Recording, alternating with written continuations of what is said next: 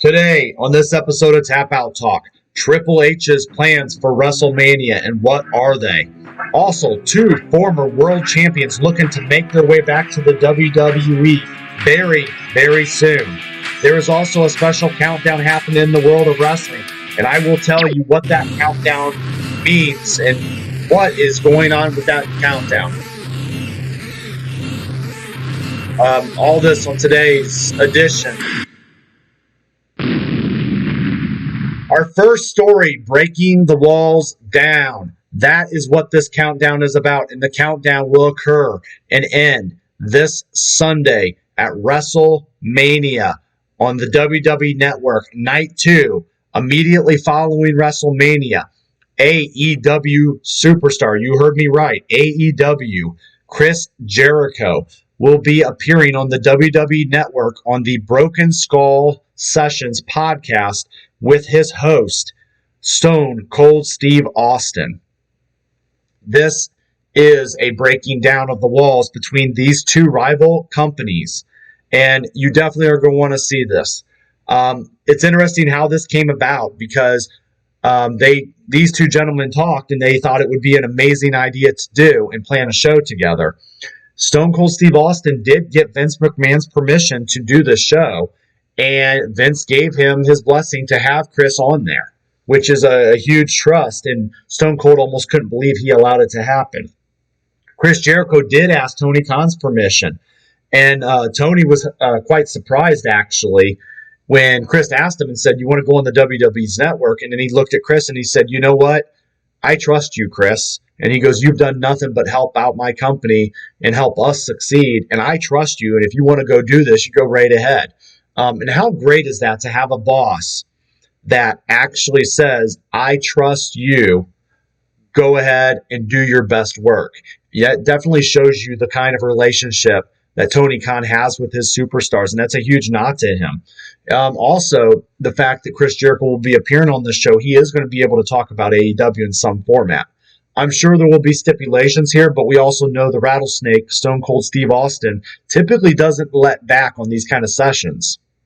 So you're not going to want to miss this one on Sunday night.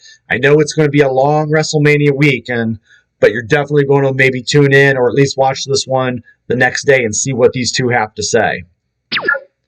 Our next story, The Miz and Morrison are bunny hopping their way to WrestleMania this Sunday, and they have celebrated recently by having the new Miz and Morrison world music video premiere called Hey Hey Hop Hop, where they actually made fun of Bad Bunny with his Puerto Rican rapper style. And they dressed in all white suits and made their own music video, and then they even proceeded during the video, those suits turned into bunny outfits, where they hopped around on the stage. They hopped a little. They hopped a lot. It was actually really entertaining. And this is the kind of stuff that you want to do because it's memorable, especially in these mid-card feuds, just to get people talking about it. And this is going to help set up the Miz and Morrison and their feud with Bad Bunny this Sunday. If you guys didn't see the video, I will link it in the description below. And I would definitely check it out. If anything, it's good for a laugh. Take out the part where you say, "Oh, The Miz was just a world champion about a month ago." You just have to look at this as this is the entertainment part of sports entertainment. And what I like about sets like this is it does bring kids into it. They see it, they laugh, and then all of a sudden now they want to see Bad Bunny fight the mean old Miz. So I think this is a great move, and I definitely enjoyed it. Triple H at WrestleMania? Is it really time to play the game? Triple H was asked in a recent press conference about his plans for WrestleMania and if he would be there. And the answer is yes, Triple H will be at WrestleMania. Of course he will. He is very busy with the promotion of WrestleMania. But he will not be there as a performer this year, as we have seen in the years in the past. They've asked him why he wasn't performing this year. And he simply said, "You know, I could, but the problem is I'm so busy that I'm just really getting tied down with everything. Trying to prepare for a match takes a lot of work." And I think that's very wise of Triple H. He only wants to put the best product of himself out there, and he knows like I say all the time, sometimes when you say yes to something, you say no to something else. And right now, WrestleMania has to get it right this year. So I applaud Triple H for taking a step back and helping more with the promotion of the product than being in the product. Now, they also asked, who he would have planned on fighting at WrestleMania this year. And he did say one superstar is constantly asking him for a WrestleMania match. And that man is the phenomenal AJ Styles. Backstage is always asking Triple H for a matchup. So what do you guys think? I mean, a street fight perhaps between the phenomenal AJ Styles and the game Triple H at WrestleMania? I actually would like to see that match. I know AJ can wrestle, and I know Triple H can do his job.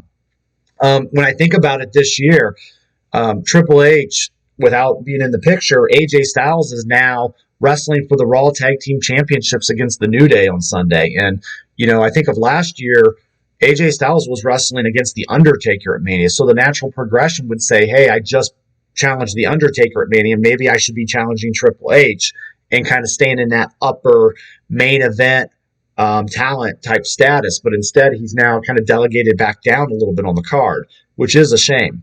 So I know AJ kind of wishes, Triple H probably would have taken the match with him. So hopefully we will get to see this match in the future.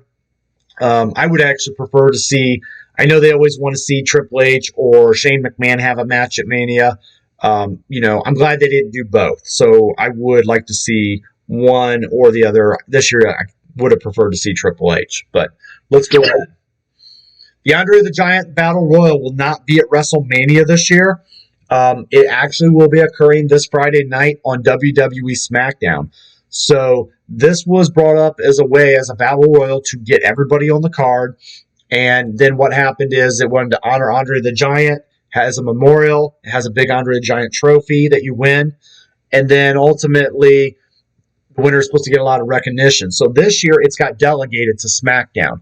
This is a ratings grab for SmackDown. This is a way for them to not really have to write too much in their creative go-home show, but give them something that people are used to seeing on the WrestleMania card. When I look at the list of participants that are in the match this year, there's not really any noteworthy ones. You have Baron Corbin, who won it previously.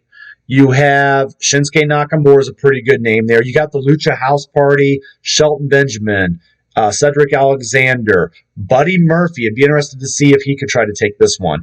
Ultimately, Ricochet, possible candidate, but I could see Jey Uso's name sitting here, and I could see Jey Uso maybe winning this one just to keep some shine on the Roman Empire as they go into WrestleMania. So that will be my prediction on this one if I had to make it right now.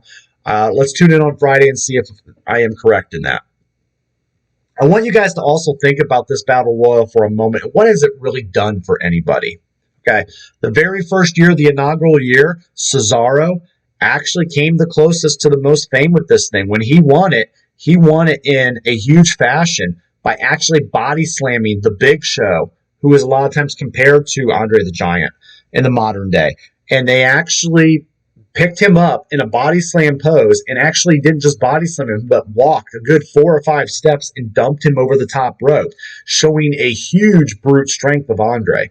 And I jumped off my couch in excitement because I, one, did not think Cesaro was that strong to be able to do that. And then I said, wow, this guy's going to be up for a great push here.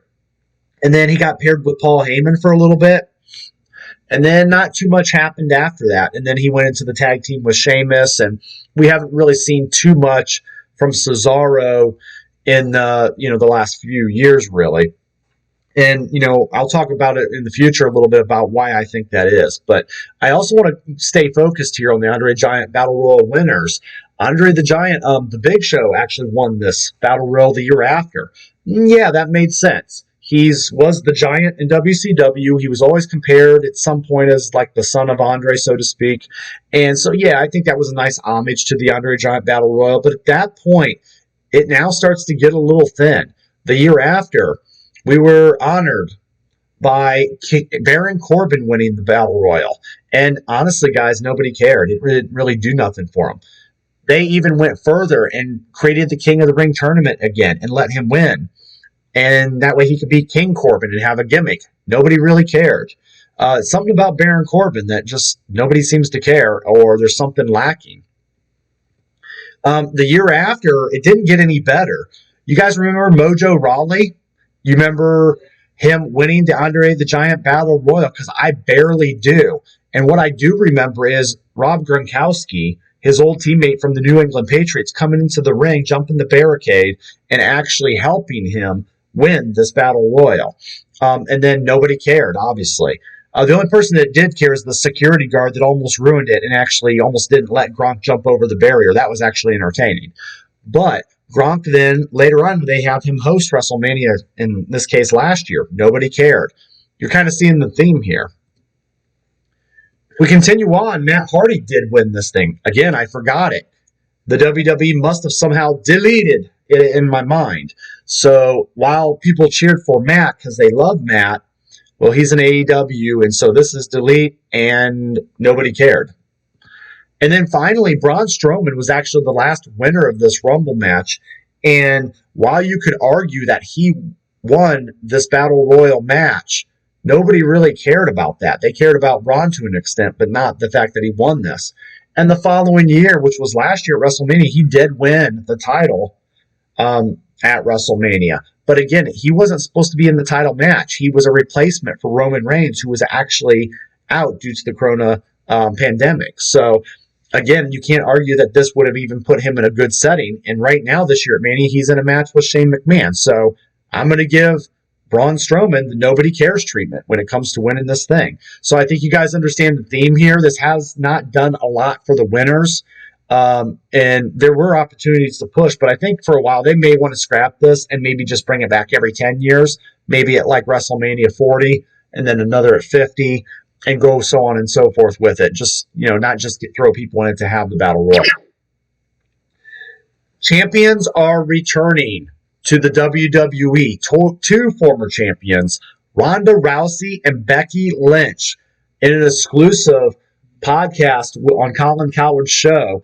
WWE president actually stated that, yes, Ronda Rousey and Becky Lynch will be returning to WWE program very soon. When I seen this now, again, this could just be casual talk on a podcast, but what I want you guys to think about is, one, I just reported previously that Dana White said Ronda Rousey was not, and confirmed, was not going to return to UFC. So the question does bear, could she come back to the WWE? And even though she's burnt some of those bridges with the wrestlers and the talent, the management may still be having her in their thoughts and want to do business with Ronda. And Ronda is a household name and does draw money, and people do enjoy seeing her. I enjoy seeing Ronda Rousey wrestle because I'm an MMA guy. I like UFC, and I like seeing these stars cross over. On the other side of that coin, if you're not excited about Ronda, you got to be excited about Becky Lynch. Becky Lynch is the former women's champion, and she never lost the title. She found out that she was pregnant, so she went to be a mother and took the last year off and actually turned over the title after WrestleMania last year. And actually, it was more after Money in the Bank, and actually gave it to Asuka and let Asuka, who won the Money in the Bank, didn't know that she was actually winning the title. So Becky Lynch has been away for a while, and the fans are going to they will pop when she comes back out. And I think it's going to be huge to have her return. This will give the women's division the boost that it needs because it's starting to run a little stale.